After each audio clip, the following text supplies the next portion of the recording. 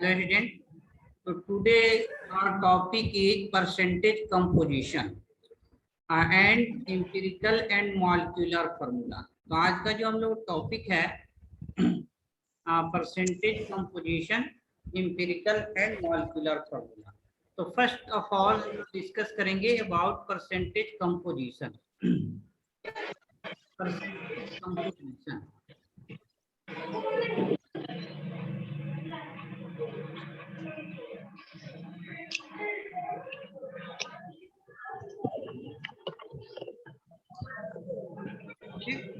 देखिए, percentage composition क्या होता है कि परसेंटेज कंपोजिशन में we find percentage of an element है. परसेंटेज कंपोजिशन में क्या करते हैं हम लोग कि परसेंटेज ऑफ एन एलिमेंट, किसी एलिमेंट का परसेंटेज निकालना होता है इन ए गिवन कंपाउंड. किसी गिवन कंपाउंड में परसेंटेज कितना है कार्बन का, हाइड्रोजन का इन a given compound by mass. और ये परसेंटेज किसके टर्म में डिफाइन करते हैं लोग? मास के टर्म में डिफाइन करते हैं. परसेंटेज का मीनिंग ये है. अब इसको हम लोग एग्जांपल के थ्रू देखते हैं, ठीक है ना. We take just an example. For example अगर क्वेश्चन लेंगे हम लोग, फर्स्ट एग्जांपल की बात करें, फर्स्ट की जैसे फॉर एग्जांपल मीथेन है. ओके, तो फार्मूला मीथेन के क्या होता है कि दिस इज अ CH4. इसमें ये पूछा जाए कि परसेंटेज ऑफ हाइड्रोजन, हाइड्रोजन का परसेंटेज कितना है या परसेंटेज ऑफ कार्बन कितना है, ठीक है ना. ऐसे क्वेश्चन किया जा सकता है. देखिए, इसका एक ही सिंपल फार्मूला होता है, परसेंटेज ऑफ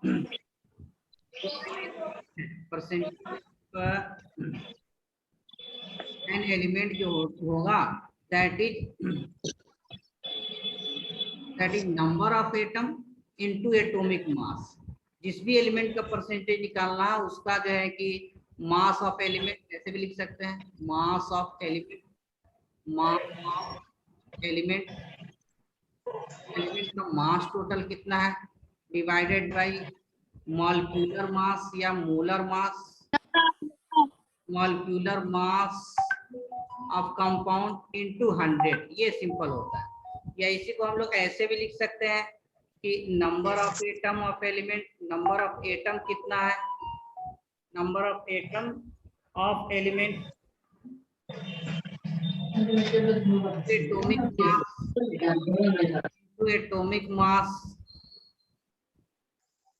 ठीक है, divided by molecular mass, divided by molecular mass into 100.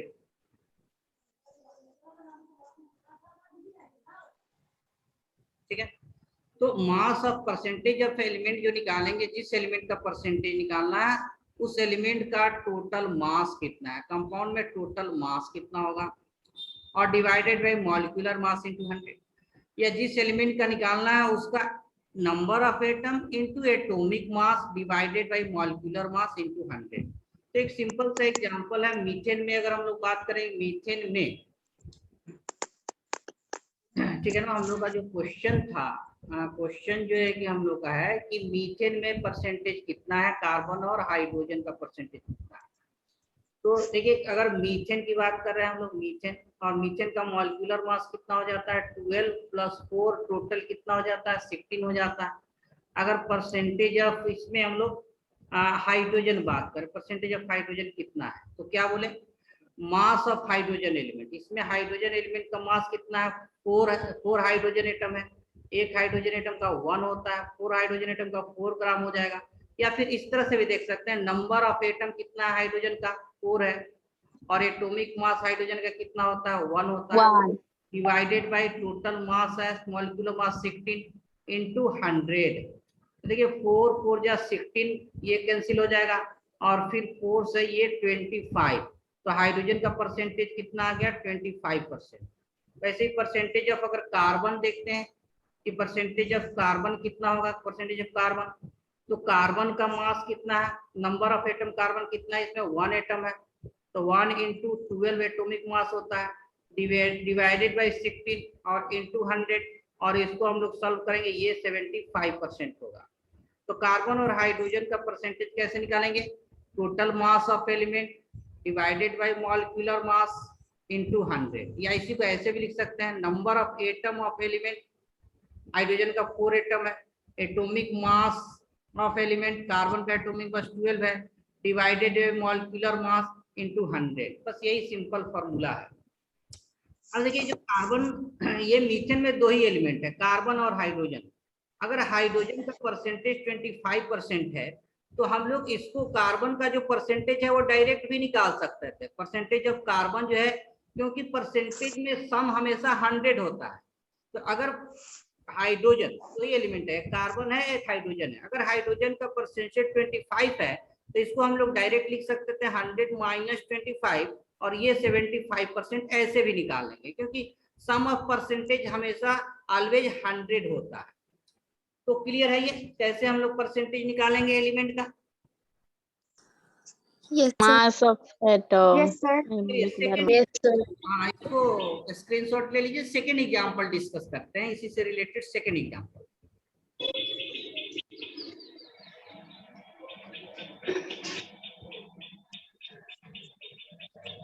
ये जो सेकेंड एग्जांपल होगा कि अगर हम लोग एग्जांपल लेते हैं मिथाइल अल्कोहल, मिथाइल अल्कोहल, या इसको मिथेनॉल भी कह सकते हैं, this is also known as methanol. और मिथेनॉल का जो फॉर्मूला है, फॉर्मूला अगर याद है तो ठीक है, अदरवाइज जो फॉर्मूला है CH3OH है। तो इसका मॉलिक्यूलर मास अगर देखिए, मॉलिक्यूलर मास अगर बात करें तो कार्बन 12 है, हाइड्रोजन 3 है, प्लस ऑक्सीजन 16 है, प्लस हाइड्रोजन 1 है, ये टोटल कितना आ जाता है? 15 16, ये टोटल 32 आ जाता है। तो मोलर मास इसका कितना आ गया? 32 आ गया। अब अगर हम बात करें कि इसमें परसेंटेज क्या है, परसेंटेज ऑफ कार्बन कितना है, या परसेंटेज ऑफ जो है कि हाइड्रोजन कितना है, परसेंटेज ऑफ हाइड्रोजन की अगर हम लोग बात करें कितना परसेंट है हाइड्रोजन का, हाइड्रोजन का परसेंटेज निकालना, परसेंटेज ऑफ हाइड्रोजन। तो क्या बोले, टोटल हाइड्रोजन एटम कितना है? 3 हाइड्रोजन एटम और प्लस 1 4 है, तो नंबर ऑफ हाइड्रोजन एटम 4 है। हाइड्रोजन का एटॉमिक मास 1 होता है, टोटल मास कितना है? 32 है, और इंटू 100। देखिए 4 8 से चला जाएगा, 8 से कट होगा, और ये 100/8, ठीक है ना। और 100/8 जो है कि कितना हो जाएगा? तो देखिए 8 1 ये हो गया, और फिर 20, तो 8 2 जा 16 हो जाएगा, और फिर 40, तो 8 5 जा 50, तो 12.5% आ जाए। 100 में 8 से डिवाइड करेंगे तो 12.5% किसका आ गया? हाइड्रोजन का आ गया। अगर हम लोग परसेंटेज ऑक्सीजन की बात करें तो ऑक्सीजन तो एक ही एटम है ना, तो 1 atom into atomic mass 16 divided by 30 हाँ, अगर हम लोग बात कर रहे हैं 100/2 so 50 ये 100 हो गया, तो 16 2 जा ये 30 50%. 50 से कट जाएगा, तो इसमें ऑक्सीजन का परसेंटेज कितना आ गया? 50%। तो देखिए जो थर्ड है कार्बन का परसेंटेज, परसेंटेज ऑफ कार्बन, तो इसको दो मेथड से निकाल सकते हैं, या तो 100 में से 7.5 100 में से माइनस करते परसेंटेज ऑफ कार्बन 12.5 अब प्लस ऑक्सीजन का परसेंटेज माइनस कर दे, ठीक है ना, तो दिस विल गिव 37.5% आ जाता है। या फिर इसको बाय फार्मूला भी निकाल सकते थे कि जो परसेंटेज ऑफ जो कार्बन है, परसेंटेज ऑफ कार्बन, ये एक एटम है कार्बन का यानी कि 12 डिवाइडेड बाय टोटल मास है 32 और इंटू 100, और ये भी कितना आ जाएगा? 37.5%। क्लियर है ना? Yes, sir. Yes, sir.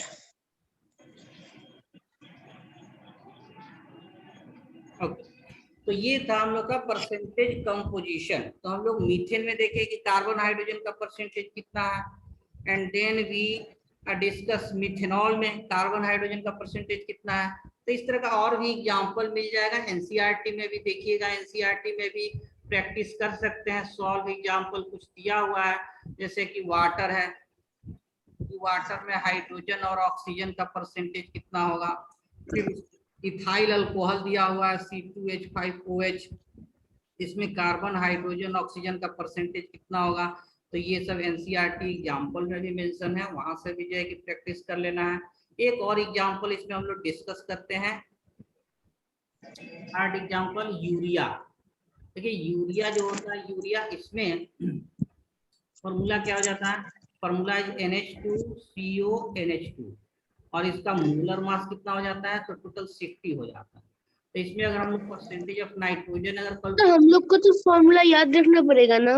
हाँ हाँ फॉर्मूला याद रखना है, ठीक है ना। कुछ दिया रहता है, गिवन भी रहता है, ऐसा नहीं है, लेकिन अल्टीमेटली जो सिंपल सिंपल मॉलिक्यूल है, ग्लूकोज है, यूरिया है, साल्ट है, ये सब जो है कि याद रखना। कार्बन डाइऑक्साइड है, कार्बन मोनोऑक्साइड है, मीथेन है, मिथाइल अल्कोहल है, सिंपल सिंपल याद रखना। तो देखिए परसेंटेज ऑफ नाइट्रोजन निकालेंगे तो नाइट्रोजन एटम इसमें टोटल 2 है और नाइट्रोजन का एटॉमिक मास 14 है और डिवाइडेड बाय जो है कि टोटल जो है कि मास कितना हो गया, 16 हो गया और इनटू 100 हो गया, ठीक है ना। तो ये 0 से 0 कैंसिल होगा और 2 3 जा जो है कि 6 हो गया, तो ये आ गया 1400 डिवाइडेड बाय 3, ये परसेंटेज आ गया। 3 4 जा जो है कि सर 140 होगा ना, 140 डिवाइडेड बाय 3। हाँ 140। सर आपने Yes, sir. 1400 लिखा है। सर आपने 40 डिवाइड 40 140 सर 140 है, 140 डिवाइडेड बाई 3 140, तो 3 4 या 12 हो गया। अब फिर जो है कि आपका 20 हो जाएगा, 20 का मतलब जो है 3 6 जा 8, हाँ ठीक है, डेसिमल नहीं होगा, डेसिमल का। तो ये जो है कि 36.6 3 4 जा और 6 फिर 3 जा 16 और 6.6 6 जो है कि ऐसे परसेंटेज। ये परसेंटेज नाइट्रोजन का है, ऐसे ही परसेंटेज इसमें कार्बन का, हाइड्रोजन का भी हम लोग कैलकुलेट कर सकते हैं। तो फॉर्मूला है सिंपल कि total mass of element by molecular mass into 100, इसी पर सारा हम लोग का परसेंटेज निकल जाता है। तो काफी सर वो वाला आपने क्या लिखा? हम्म। सर वो वाला यूरिया उसके बाद NH2CO।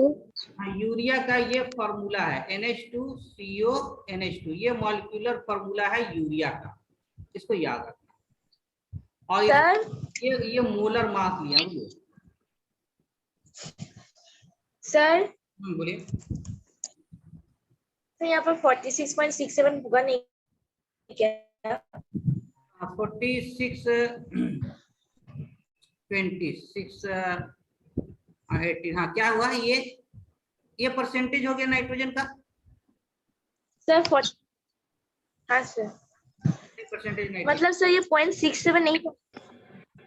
हाँ मतलब ये डेसिमल में जो है कि 1-2 पॉइंट तक ले सकते हैं, कोई दिक्कत नहीं, 67 भी लिख सकते हैं। हाँ राउंड ऑफ करेंगे तो दिया रहेगा, अगर राउंड ऑफ यहाँ उतना इम्पोर्टेंट नहीं है, डेसिमल के 1-2 पॉइंट तक ले लेते हैं, 46.67 लिख सकते हैं, एडजेक्ट वैल्यू होगा, सही बात है, क्योंकि ये नॉन रेकरिंग डेसिमल है, ये तो 6 चलेगा, तो इसको 2 पॉइंट तक 46.67 एडजेक्ट लिख सकते हैं, नॉन रेकरिंग है, ये कंटिन्यू है 6666। तो this is all about percentage composition, clear है ना? ठीक है।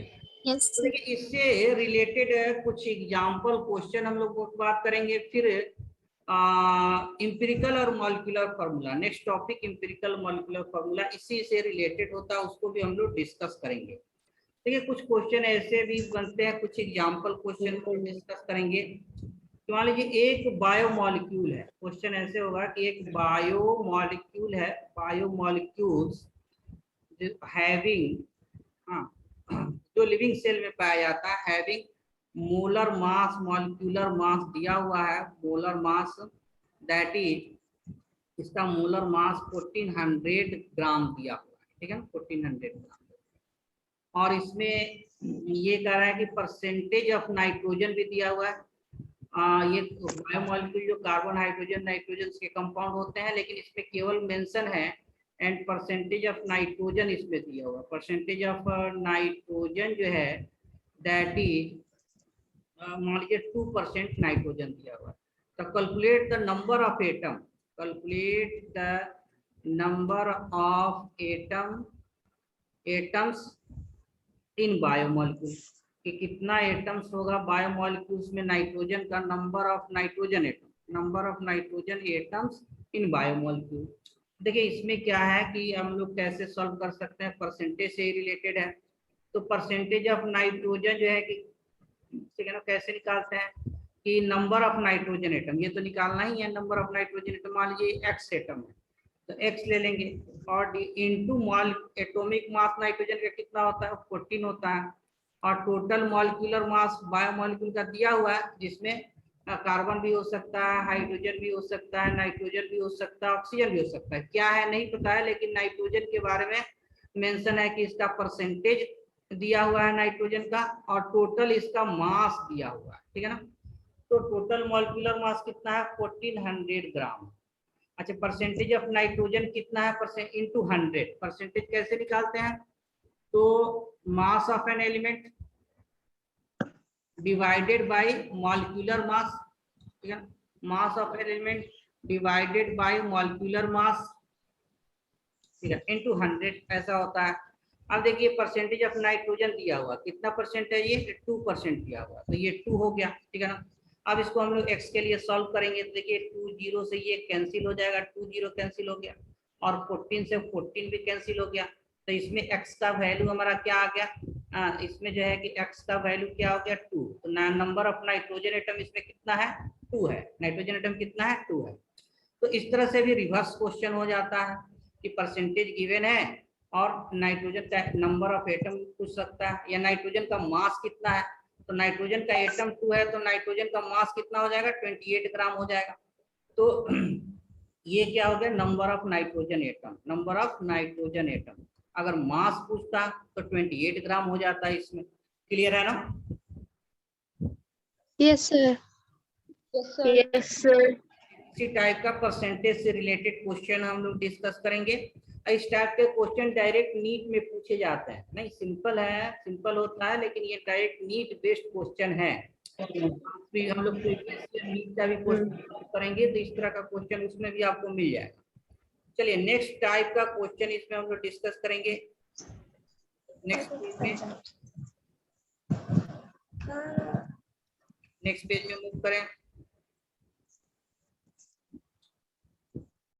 चलिए देखिए क्वेश्चन है एक क्वेश्चन जो है क्वेश्चन नंबर 2 ऐसे भी डिस्कस होता है कि मान लीजिए एक इंजाइम है, ऐसे दिया रहेगा एन इंजाइम, एक इंजाइम है हैविंग सल्फर एटम। तो इंजाइम में जनरली सल्फर होता है, इंजाइम प्रोटीन होता है और उसमें sulphur atom having sulphur atom उसमें प्रेजेंट रहता है। अब कह रहे हैं ये दिया रहा है कि परसेंटेज ऑफ सल्फर दिया हुआ, नहीं मान लीजिए कि मेंशन है कि परसेंटेज ऑफ जो सल्फर है in enzyme, percentage of sulphur in enzyme जो है ये दिया हुआ है, मान लीजिए 0.8% है, 0.8% है सल्फर का उसमें percentage. Then what will be minimum molecular weight of enzyme, then minimum molecular weight molar mass enzyme का क्या होगा। इंजाइम एक बायोमॉलिक्यूल है, ये भी प्रोटीन होता है, इसमें कार्बन हाइड्रोजन नाइट्रोजन ऑक्सीजन होता है। तो मिनिमम तो कुछ नहीं दिया, बस इसमें एक एटम सल्फर है उसका परसेंटेज दिया हुआ है और पूछ रहा है इसका मिनिमम मॉलिक्यूलर मास क्या हो सकता है, मिनिमम मॉलिक्यूलर मास क्या हो सकता है, मिनिमम मॉलिक्यूलर मास क्या होगा, ठीक है ना। ये आपका क्वेश्चन है। तो देखिए ये भी परसेंटेज से रिलेटेड है, परसेंटेज दिया हुआ तो परसेंटेज से रिलेटेड है। तो मान लीजिए इसको कैसे हम लोग अप्रोच कर सकते हैं कि ये इंजाइम है, मान लीजिए हमारा इंजाइम है और इंजाइम में बहुत सारे ये भी बायोमॉलिक्यूल है, हाँ प्रोटीन होता है। इंजाइम क्या होता है जनरली प्रोटीन होता है, अब प्रोटीन जो है कि कार्बन भी बना होता है, उसमें हाइड्रोजन भी होता है, नाइट्रोजन भी हो सकता है, ऑक्सीजन भी हो सकता है, सल्फर भी हो सकता है। ये कुछ भी क्या है नहीं पता, इसका फॉर्मूला क्या है ये भी नहीं पता, लेकिन इंजाइम दिया हुआ है। इसमें ये कह रहा है कि सल्फर एटम है और सल्फर का परसेंटेज दिया हुआ है 0.8% दिया हुआ है। देखिए परसेंटेज का मतलब ये हुआ कि मान लीजिए अगर हम लोग फॉर एग्जांपल 100 ग्राम इंजाइम है या 100 ग्राम प्रोटीन है, नहीं अब यहाँ हम लोग एज्यूम करेंगे परसेंटेज चूंकि है, तो परसेंटेज का मतलब ये है कि टोटल मान लीजिए मास इंजाइम का अगर 100 ग्राम है, इसका 100 ग्राम इंजाइम है, तो उसमें सल्फर कितना होगा, सल्फर का अमाउंट कितना होगा 0.8 ग्राम होगा। परसेंटेज का मतलब क्या हो गया 10% है तो 10 ग्राम इन 100 ग्राम, तो 100 ग्राम एंजाइम में सल्फर कितना ग्राम होगा? 0.8 ग्राम होगा। अब देखिए इसी इक्वेशन, इसी के अकॉर्डिंग टू इक्वेशन फर्स्ट हम लोग अकॉर्डिंग टू फर्स्ट इक्वेशन के हिसाब हम लिख सकते हैं इसको रिवर्स करके कि 0.8 ग्राम सल्फर में जब प्रेजेंट है, सल्फर का मास 0.8 ग्राम है, तो एंजाइम कितना ग्राम है हमारा? 16 ग्राम है। कितना ग्राम है? सॉरी 100 ग्राम है। 0.8 ग्राम जब सल्फर है तो एंजाइम कितना है? 100 ग्राम सल्फर लेंगे तो एंजाइम कितना होना चाहिए? 100 बाई 0.8 ग्राम ये एंजाइम होना चाहिए।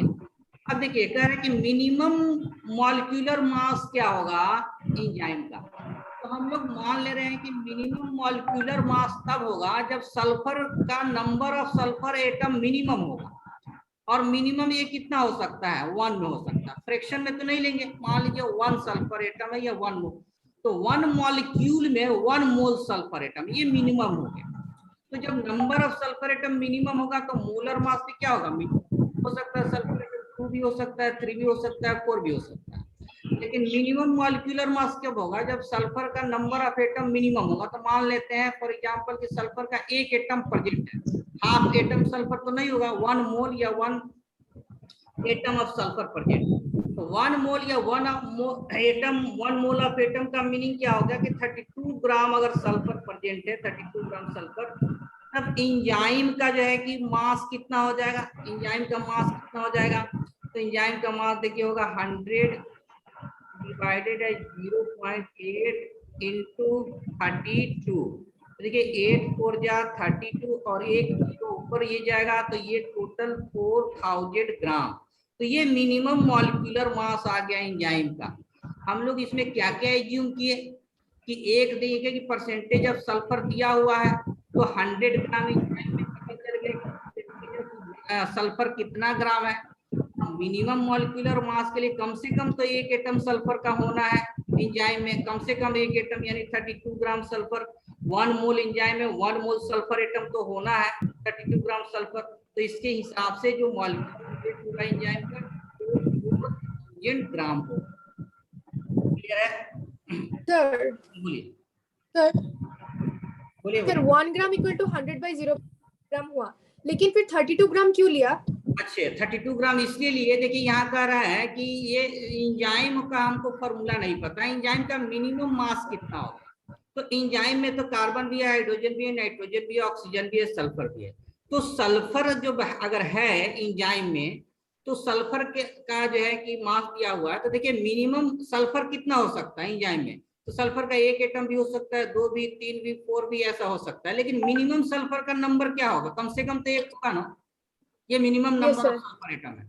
तो एक सल्फर एटम यानी एक मोल अगर एंजाइम का ले रहे हैं, मोलर मास निकालना है, तो एक सल्फर एटम है यानी 1 मोल सल्फर एटम है। तो 1 मोल का मतलब क्या हो? 32 ग्राम। तो जब 32 ग्राम सल्फर होगा तब इस एंजाइम का वेट 4000 ग्राम आ गया। ये मिनिमम इसका मॉलिक्यूलर वेट है।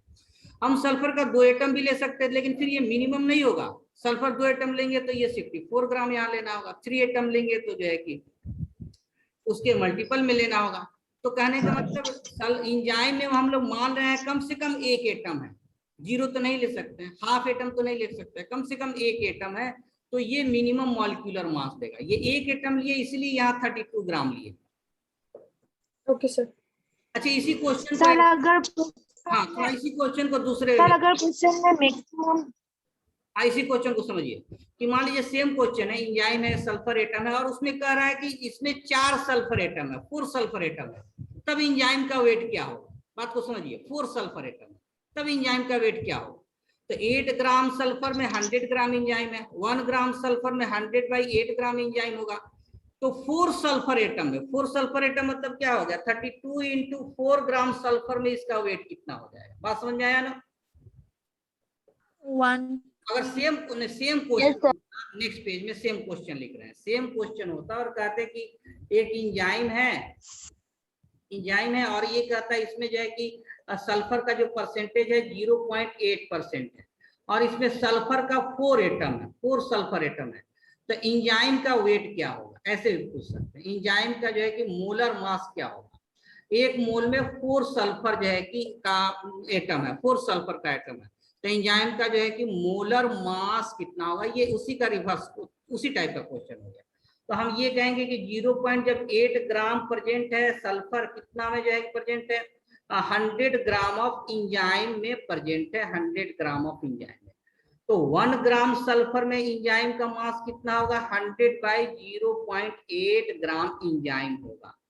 तो 4 सल्फर एटम है, तो 4 सल्फर एटम का 4 × 32 ग्राम हो गया।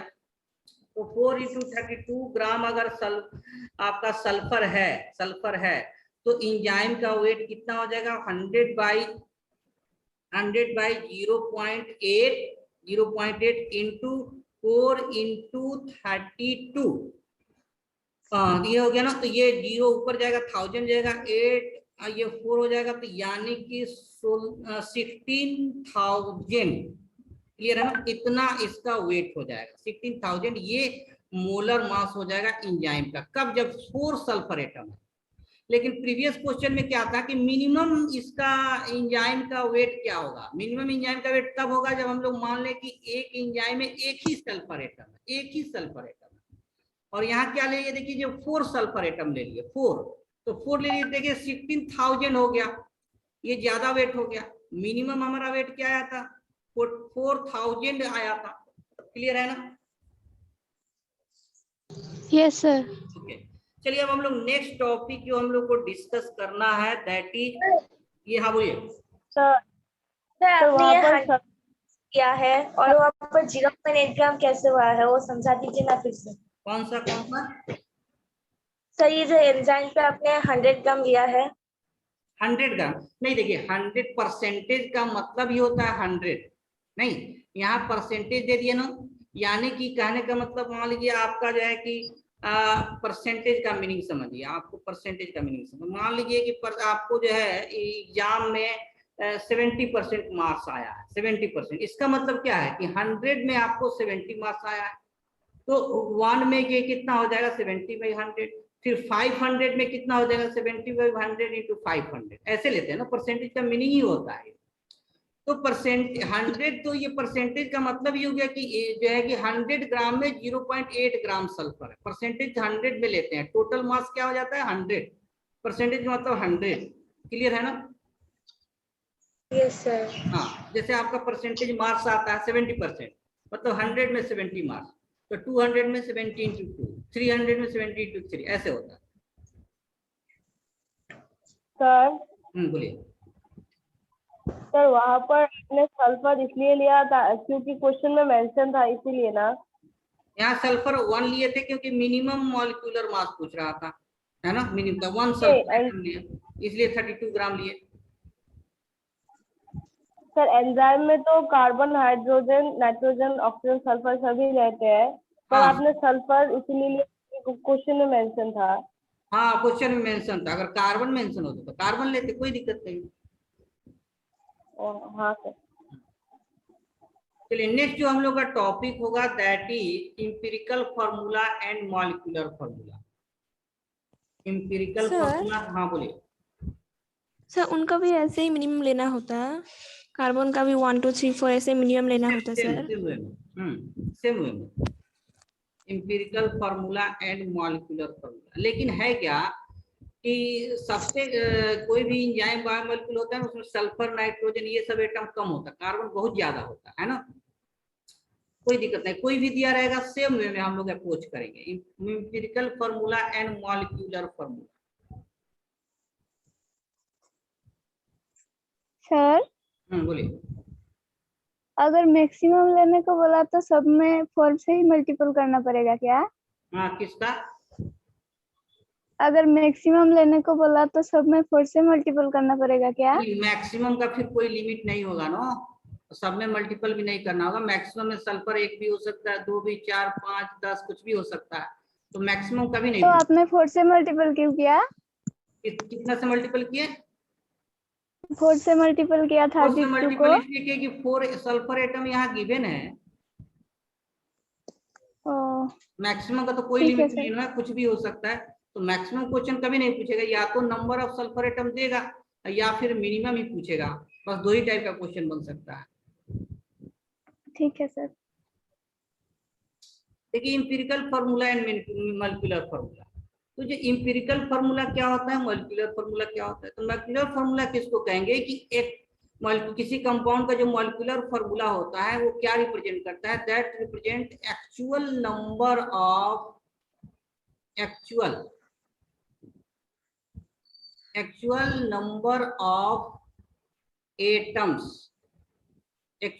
Atoms of different element.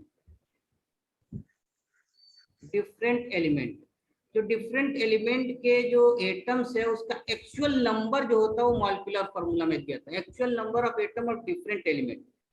जबकि इंपिरिकल फार्मूला किसको रिप्रेजेंट करता है? इंपिरिकल फार्मूला किसको रिप्रेजेंट करता है? This represent simplest whole number ratio, simplest whole number ratio of different atoms of an element in a compound। किसी कंपाउंड में जो सिंपलेस्ट रेशियो होगा, एटम का सिंपलेस्ट रेशियो जो होगा एटम का, ये इंपिरिकल फार्मूला कहलाता है।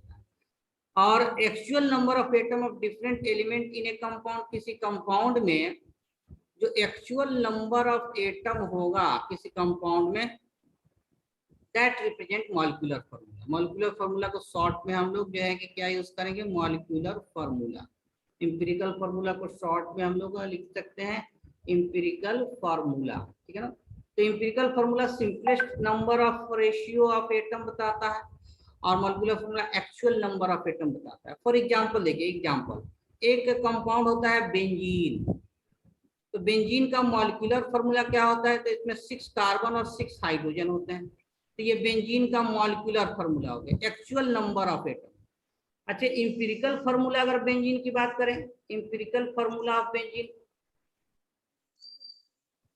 इंपिरिकल अगर फार्मूला शॉर्ट में भी लिख सकते हैं, इंपिरिकल फार्मूला ऑफ बेंजीन की हम लोग बात करें, बेंजीन, तो देखिए ये क्या हो जाएगा? ये हो जाएगा CH, क्योंकि 6 कार्बन है, 6 हाइड्रोजन है। कार्बन हाइड्रोजन का रेशियो क्या है? 6 है। कार्बन हाइड्रोजन एटम का रेशियो है 6:6 है। ये एक्चुअल नंबर है, actual number of atom of different element. Carbon hydrogen का एटम का जो रेशियो क्या है? Actual ratio 6:6। और इसको जब सिंपलेस्ट रेशियो में लेंगे 6, तो ये 1:1 आ जाएगा। ये कट जाएगा 6 से 6, तो 1:1 आ जाएगा। तो बेंजीन का जो इंपिरिकल फार्मूला होगा वो CH है, C1H1, यानी कि बेंजीन का जो इंपिरिकल फार्मूला है ये CH, कार्बन 1। तो 6 का जो सिंपल रेशियो होगा वो क्या हो जाएगा? इसमें 1:1 हो जाएगा। तो बेंजीन का इंपिरिकल फार्मूला CH है, मॉलिक्यूलर फार्मूला C6H6 है। क्लियर है डिफिनीशन? Yes sir. चलिए और एग्जांपल ले लेते हैं, नेक्स्ट पेज में। मान लीजिए ये कंपाउंड दिया हुआ है, ये हमारा गिवन कंपाउंड है। प्रीवियस पेज लिखा है ना? हाँ, प्रीवियस पेज। हाँ सर प्लीज।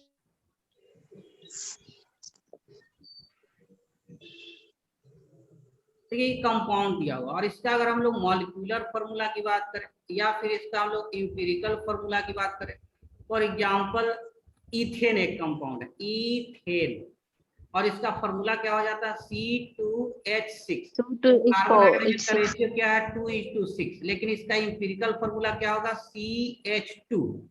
सिंपल रेशियो जो है, सॉरी CH3। सर CH3 होगा ना? हाँ CH3। तो इसका सिंपल रेशियो क्या हो गया? 1:3 रेशियो हो गया, 1:3। तो सिंपल रेशियो CH3, ये रेशियो क्या हो गया? सिंपल हो गया और होल नंबर होना चाहिए।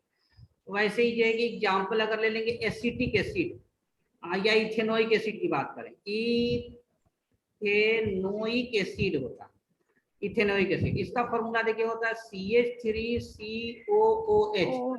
इसमें कार्बन है, कार्बन 2 एटम है, हाइड्रोजन 4 एटम है, ऑक्सीजन 2 एटम। तो ये एक्चुअल रेशियो है एटम का। लेकिन इसका इंपिरिकल जो फार्मूला होगा, इंपिरिकल फार्मूला क्या हो जाएगा? तो इंपिरिकल पर कार्बन जो है कि इसमें देखिए रेशियो क्या है? 2:4:2। 2 सब में कॉमन है, तो CH2 यानी 1:2:1, ये इसका इंपिरिकल फार्मूला। तो कुछ कुछ कंपाउंड का, जैसे कि मीथेन की बात करेंगे तो इसका molecular formula empirical formula same होगा। मॉलिक्यूलर फार्मूला भी CH4 है और एम्पिरिकल फार्मूला भी CH4 होगा। क्यों? क्योंकि 1:4 तो ये सिंपल रेशियो है ना, होल नंबर में सिंपल रेशियो, ये अब फिर नहीं फर्दर सिंपल इसको नहीं लिख सकते हैं, तो इसका एम्पिरिकल और मॉलिक्यूलर फार्मूला सेम है। CO2 है कार्बन डाइऑक्साइड, तो कार्बन डाइऑक्साइड का मॉलिक्यूलर फार्मूला भी CO2 है और एम्पिरिकल फार्मूला भी CO2 है। तो कुछ कंपाउंड का एम्पिरिकल और मॉलिक्यूलर फार्मूला दोनों सिमिलर भी हो सकता है और डिफरेंट भी हो सकता है। क्लियर है ना यहाँ पर? सर H2O में भी तो सेम होगा ना, molecular formula and empirical formula. किसका किसका? H2O। हाँ एकदम एकदम ओके।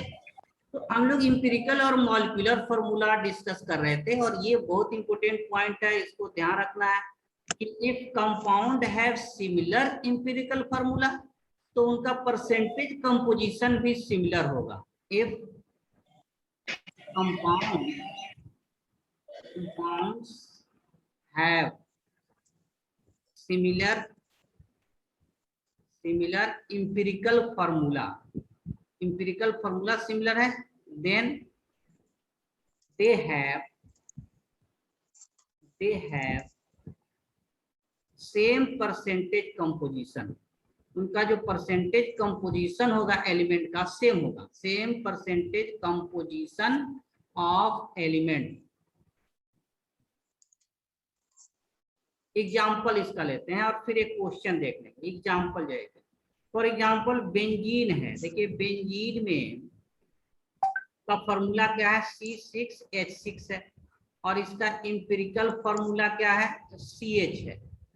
ऐसे एक और एग्जाम्पल है इथाइन है, इसका फॉर्मूला क्या होता है? C2H2 और इसका इंपिरिकल फॉर्मूला क्या है? CH। तो दोनों का देखिए इंपिरिकल फॉर्मूला क्या है? Same empirical formula. अब देखते हैं लोग परसेंटेज कंपोजिशन। तो अगर हम लोग परसेंटेज ऑफ कार्बन की बात करें, percentage of carbon in benzene में अगर परसेंटेज ऑफ कार्बन हम लोग निकालें तो देखिए कितना परसेंटेज कार्बन है? तो कार्बन 6 है ना, तो 6 × 12 हो गया और टोटल इसका जो मॉलिक्यूलर मास होता है ये 78 होता है, ठीक है ना। तो 6 × 12/78 × 100 ये परसेंटेज ऑफ कार्बन बेंजीन में हो गया। और ये कितना हो जाएगा परसेंटेज ऑफ कार्बन? देखिए ये था 6 × 12 है ना, ठीक है। ये 13 से जो है कि कैल्शियम 13 6 या 78 और ये कितना हो जाएगा? तो ये हो जाएगा 1200 डिवाइडेड बाई 13। ये परसेंटेज हो गया कार्बन का, किसमें? बेंजीन में। अगर हम लोग परसेंटेज ऑफ कार्बन, ठीक है ना, इन इथाइन में देखिए परसेंटेज ऑफ कार्बन इथाइन में कितना है? इन C2H2 में परसेंटेज ऑफ कार्बन, तो कार्बन कितना है? 2 × 12 और टोटल इसका मोलर 34 कितना होता है? तो 26 होगा ना, 26। तो ये इंटू 26 × 100। तो इथाइन में कार्बन का परसेंटेज देखिए ये कितना से कट जाएगा? 13 से, और ये कितना हो गया? 1200 डिवाइडेड बाई 13। तो देखिए दोनों में कार्बन का परसेंटेज क्या है हमारा? सिमिलर आ गया। तो ये बहुत ट्रिकी पॉइंट है कि अगर इंपिरिकल फार्मूला सेम है दो कंपाउंड का तो उसमें परसेंटेज कंपोजिशन जो होगा डिफरेंट एलिमेंट का, कार्बन का या हाइड्रोजन का, वो भी क्या होगा? सिमिलर होगा, सेम होगा। बहुत इंपॉर्टेंट पॉइंट है। चलिए इसको लिख लिए। इस पर बेस्ट क्वेश्चन एक करते हैं, सिंपल सा क्वेश्चन एक कर लेते हैं। सर बोलिए। सर आपने कंपाउंड्स लिखा ना, उसके आगे क्या लिखा? कंपाउंड्स, इफ कंपाउंड है सर इफ लिखा क्या? नहीं इफ लिखा, if compound has similar empirical formula then they have same percentage composition of element। देखिए इसमें भी बेंजीन में भी कार्बन का परसेंटेज जो है कि 1200/13 है और इथाइन में भी कार्बन का परसेंटेज सेम है, हाइड्रोजन का भी सेम आएगा, सब सेम होगा अगर empirical formula same empirical formula. चलिए एक सिंपल क्वेश्चन इस पर बेस्ड देखते हैं। सिंपल क्वेश्चन नेक्स्ट पेज में।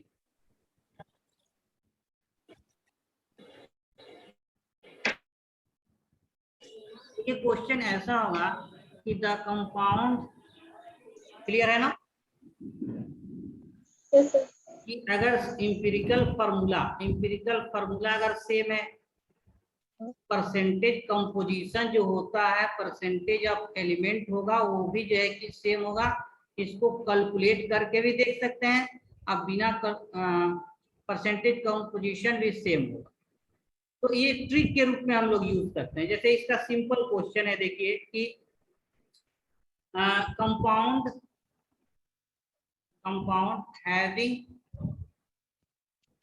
having similar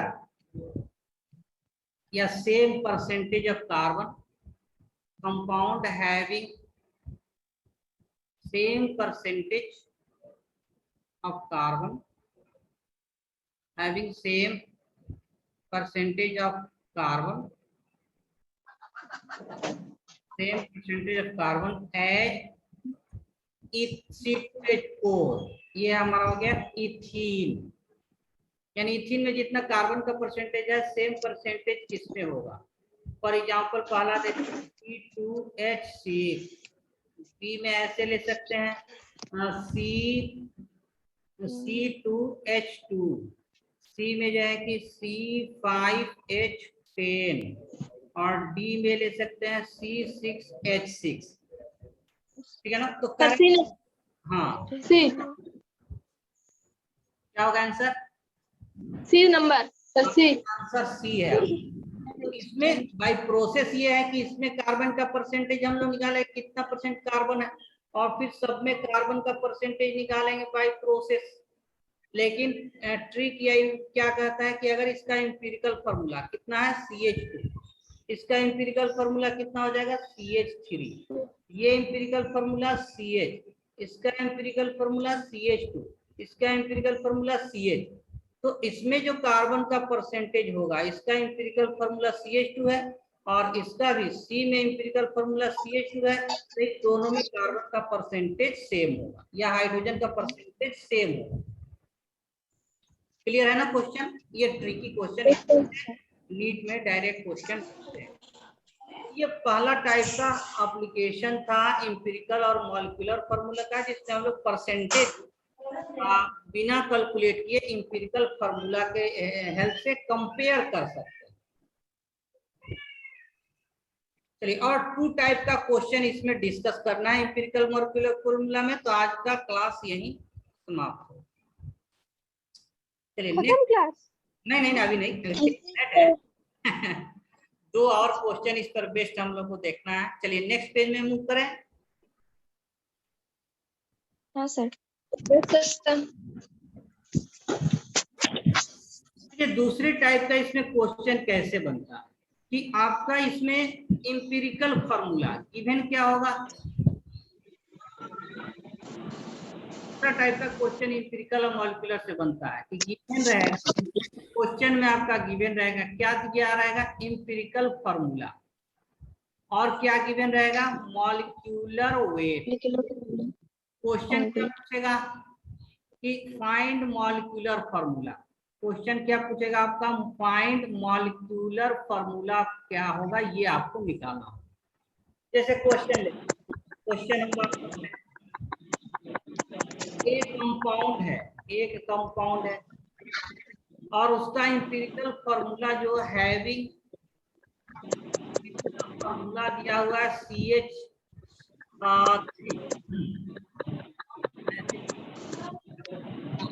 फार्मूला CH3 दिया हुआ, ठीक है ना। एंड मॉलिक्यूलर वेट फार्मूला दिया है, मॉलिक्यूलर वेट भी दिया है, एंड मॉलिक्यूलर जो वेट है, मोलर मास है 30। तो एम्पिरिकल फार्मूला भी दिया हुआ है CH3 और मॉलिक्यूलर वेट भी दिया हुआ है 30। मॉलिक्यूलर फार्मूला क्या होगा, फाइन मॉलिक्यूलर वेट वो क्या था? मॉलिक्यूलर वेट वो जो, हाँ मॉलिक्यूलर वेट दिया हुआ, मॉलिक्यूलर वेट वो क्या सर एक बार बताएंगे? मॉलिक्यूलर वेट कौन सा है? मॉलिक्यूलर मास पता है भाई। एक ही बात है, सब एक ही है, वेट का है, मास का है। नहीं मास और वेट सेम है। डिफरेंट है लेकिन फिजिक्स पॉइंट ऑफ व्यू से, ग्रेविटी के पॉइंट ऑफ व्यू से। यहाँ तक केमिस्ट्री पढ़ रहे हैं ना।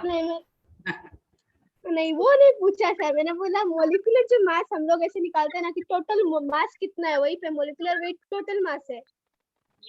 मॉलिक्यूलर मास, एक मिनट, मॉलिक्यूलर मास का है, मॉलिक्यूलर वेट का है, मोलर मास का है, molar mass, gram molecular mass का है, ग्राम मास, एक ही केमिस्ट्री में सब मीनिंग है।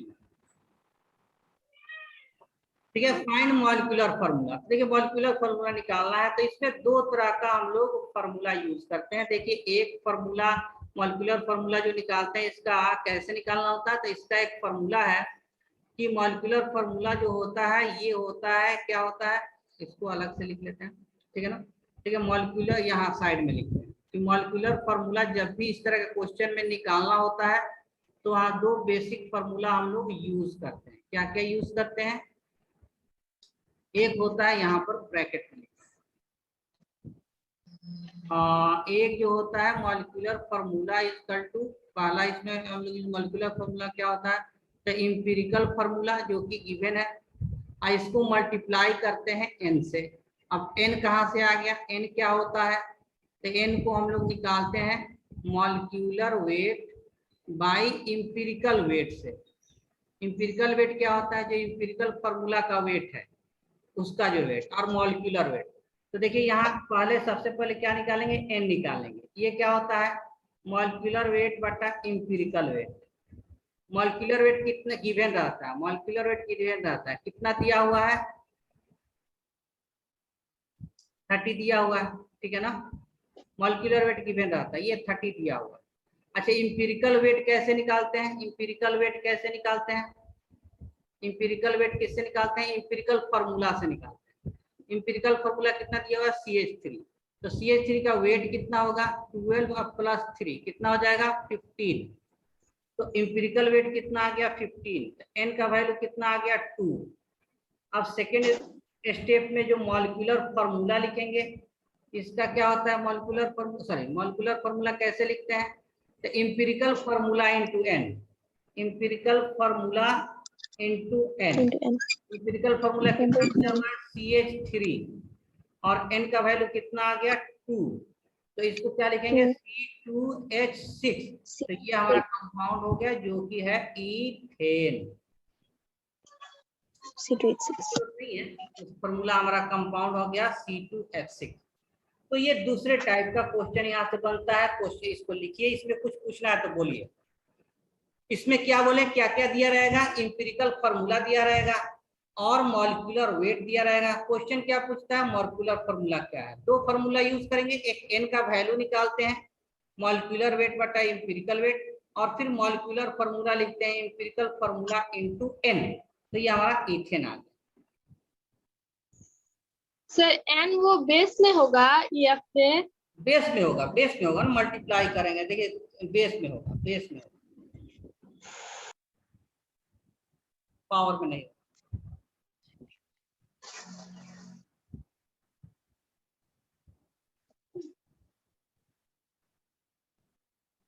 क्लियर है यहाँ तक? Yes sir. अब इसमें लास्ट टाइप का क्वेश्चन होगा, 5 मिनट है। तो ये टॉपिक हम लोग का परसेंटेज कंपोजिशन, एम्पिरिकल, मॉलिक्यूलर, ये कंप्लीट हो जाएगा। देखिए लास्ट टाइप का जो क्वेश्चन है 3 नंबर क्वेश्चन, ये किस टाइप का क्वेश्चन होता है, इसमें गिवन क्वांटिटी होता है। गिवन क्वांटिटी क्या रहता है, गिवन क्वांटिटी इसमें क्या रहेगा कि इसमें हमारा परसेंटेज कंपोजिशन दिया रहेगा, परसेंटेज कंपोजिशन, और फिर क्या दिया रहेगा, मॉलिक्यूलर वेट दिया होगा, मॉलिक्यूलर वेट, जिसको शॉर्ट में हम ऐसे लिखे मॉलिक्यूलर वेट दिया रहेगा। और इसमें क्वेश्चन क्या पूछता है, क्वेश्चन क्या होगा कि फाइंड मॉलिक्यूलर फार्मूला। उसी सेकंड टाइप का ही है, लेकिन इसमें थोड़ा सा टाइप डिफरेंट हो गया, फाइंड मॉलिक्यूलर कंपोजिशन दे दिया इसमें। तो इसको एक एग्जांपल से ही समझेंगे, ठीक है, कोशिश करना है समझने का। और फिर नेक्स्ट क्लास में भी इसका कुछ एग्जांपल हम लोग डिस्कस करेंगे, लेकिन आज एक ही एग्जांपल डिस्कस करेंगे क्योंकि टाइम भी लगभग हो गया। देखिए आप क्वेश्चन लिखकर डायरेक्ट उससे समझते हैं कि कहेगा एक कंपाउंड है और ये कंपाउंड कैसा है, मान लीजिए दे दिया हाइड्रोकार्बन है। सर ये CMW क्या लिखा? वो ब्रैकेट है। ये अच्छा ठीक है ना, ठीक है। देखिए क्वेश्चन ऐसे होता है, कंपाउंड है, कंपाउंड कैसा है, हाइड्रोकार्बन। हाइड्रोकार्बन कंपाउंड किसको कहते हैं, जिसमें केवल कार्बन हाइड्रोजन होता है। और इसमें दिया हुआ है कि हैविंग परसेंटेज ऑफ कार्बन जो है इज 80%। कितना परसेंटेज दिया हुआ है, 80% दिया हुआ है। एंड जो मॉलिक्यूलर फॉर्मूला है, मॉलिक्यूलर वेट है, जो मॉलिक्यूलर वेट है ये भी दिया हुआ है। मॉलिक्यूलर वेट कितना दिया हुआ है, 30 ग्राम दिया हुआ है। तो फाइंड मॉलिक्यूलर फॉर्मूला। क्लियर है ना, परसेंटेज दिया हुआ है और मॉलिक्यूलर वेट दिया हुआ है। परसेंटेज दिया हुआ है, मॉलिक्यूलर वेट दिया हुआ है। मॉलिक्यूलर फॉर्मूला कैलकुलेट करना। देखिए इसमें प्रोसीजर क्या होता है।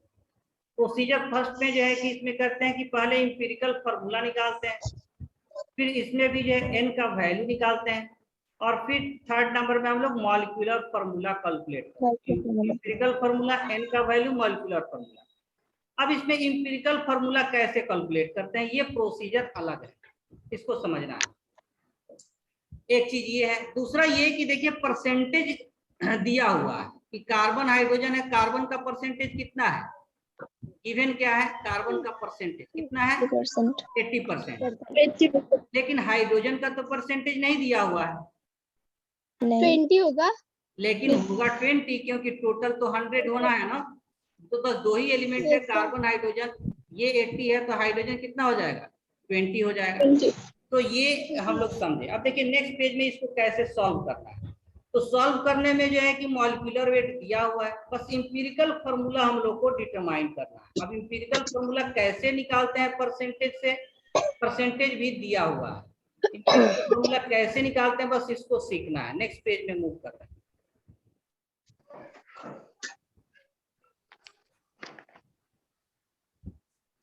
देखिए इंपीरिकल फॉर्मूला निकालने के लिए हम लोग क्या निकालने जा रहे हैं, इंपीरिकल फॉर्मूला। और इंपीरिकल फॉर्मूला क्या होता है, सिंपलेस्ट रेशियो होता है। सिंपलेस्ट रेशियो होता है किसका, ऑफ एटम का, एटम का सिंपलेस्ट। ये कैसे निकालेंगे, देखिए एलिमेंट हमारा दिया हुआ है कंपाउंड में। एलिमेंट क्या है हमारा, कार्बन है और हाइड्रोजन है। इसका परसेंटेज दिया हुआ, परसेंटेज ये 80% है और ये 20% है। अब थर्ड में इसका एटॉमिक नंबर ले लेना, sorry atomic mass. Atomic mass carbon का कितना होता है, 12, हाइड्रोजन का कितना होता है, 1। अब उसके बाद क्या करना है कि नंबर ऑफ एटम निकालते हैं, नंबर ऑफ एटम निकालते हैं। ये कैसे निकालते हैं, तो परसेंटेज को डिवाइड करते हैं एटॉमिक मास से, तो ये 100 ग्राम में नंबर ऑफ एटम आ जाता है, यानी कि 80 डिवाइडेड बाई 12, और ये कितना हो जाएगा 6 से जाएगा, और फिर जो है कि 6 पॉइंट हो जाएगा, और फिर 80 हो जाएगा, फिर 6 हो जाएगा, फिर 6 हो जाएगा, ऐसे हो जाएगा। और ये कितना हो जाएगा 20 डिवाइडेड बाई 1, तो ये कितना हो जाएगा 20। अब 20 तो एलिमेंट के लिए उसका परसेंटेज ले लिए, उसका एटॉमिक मास ले लिए, फिर उसका नंबर ऑफ एटम डिफाइन कर दिए। अब यहाँ सिंपल रेशियो लेते हैं, सिंपल रेशियो। सिंपल रेशियो कैसे लेते हैं, सिंपल रेशियो तो जो मिनिमम नंबर है उससे सबको डिवाइड कर देते हैं, यानी कि 6.66 है ना, इसको डिवाइड कर देंगे 6.66 से, मिनिमम नंबर से सब में डिवाइड कर देते, ये 1 आ गया। और ये कितना है 20 को डिवाइड करेंगे 6.6 से ना, तो ये लगभग 66 से, तो ये 3 आ जाता है। तो ये सिंपल रेशियो आ गया। मतलब जो मिनिमम नंबर ऑफ एटम होगा उससे सबको डिवाइड, दोनों को डिवाइड करना है। हाँ, तो ये जो सिंपल रेशियो आ जाएगा। अब जो सिंपल रेशियो मिल गया, तो सिंपल रेशियो ही तो हमारा इंपीरिकल फॉर्मूला हो गया ना। तो इंपीरिकल फॉर्मूला क्या हो गया, कार्बन 1 होगा और हाइड्रोजन क्या होगा, कार्बन 1 हो गया, हाइड्रोजन कितना हो गया 3 हो गया। यही हमारा इंपीरिकल फॉर्मूला हो गया। सॉरी कार्बन हमारा 1 होगा, CH3 कार्बन इसमें जो है कि 1 हो गया और हाइड्रोजन कितना हो गया, हाइड्रोजन हमारा 3 हो गया। तो ये इंपिरिकल फॉर्मूला हो गया। बाकी सब प्रोसीजर वही जो प्रीवियस क्वेश्चन में हम लोग किए कि इंपिरिकल फॉर्मूला हो गया, तो इसका इंपिरिकल वेट कितना हो जाएगा, ये हमारा 12 + 3 15 हो गया। और मॉलिक्यूलर वेट दिया हुआ है, मॉलिक्यूलर वेट दिया हुआ था 30, तो इससे 30 ग्राम। वैल्यू निकालेंगे molecular weight by empirical weight. Weight कितना है 30/15। ये हमारा 2 आ गया। तो जो मॉलिक्यूलर फॉर्मूला होगा, बस पिछले वाले क्वेश्चन को ही हम किए थे, CH3 और डिवाइडेड बाय मल्टीप्लाई बाय 2, तो C2H6 286। मॉलिक्यूलर फॉर्मूला आ गया अगर परसेंटेज मेंशन है। क्लियर है ना? हाँ सर। Yes, sir. हाँ सर। इस पर और अगले क्लास में 1-2 एग्जांपल देख लेंगे। आप भी एनसीईआरटी में 1-2 एग्जांपल दिया हुआ वहां से भी देख लेना है, तो नेक्स्ट क्लास में भी डिस्कस करेंगे। Okay, Yes, sir. Thank you. Thank you, sir. Bye sir. Thank you sir. Thank you, sir. Welcome. Bye sir.